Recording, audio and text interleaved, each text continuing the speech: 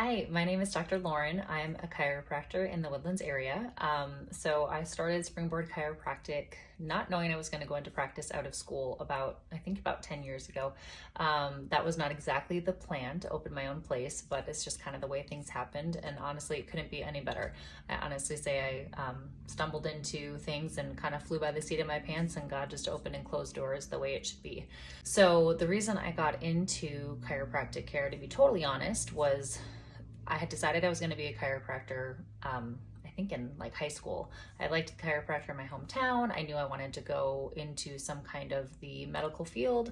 I didn't want to go to med school. I wanted the flexibility of the hours of a chiropractor, but total transparency, I definitely did not know all the things that a chiropractor meant.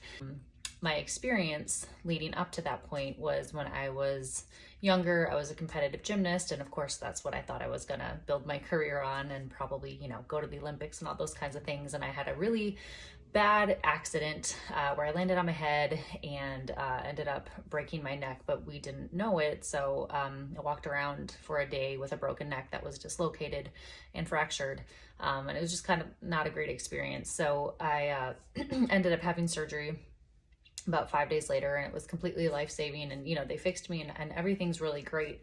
But it was kind of a traumatic experience for being 14, and I didn't have a single day of rehab, like not one. So later on, when I ended up sticking to my commitment of this is what I was going to do without exactly having a great reason other than that I knew that's what I was interested in, and I got to school and kind of learning everything about the body and the way the muscular system works and traumatic injury and, dislocations and breaks and ligaments and all that kind of stuff. And really having an interest in physical therapy or in the rehab side of things and the preventative approach, I realized that I definitely missed the boat and should have had quite a bit of rehab after my accident. And I remember I learned so much of my chiropractor from college.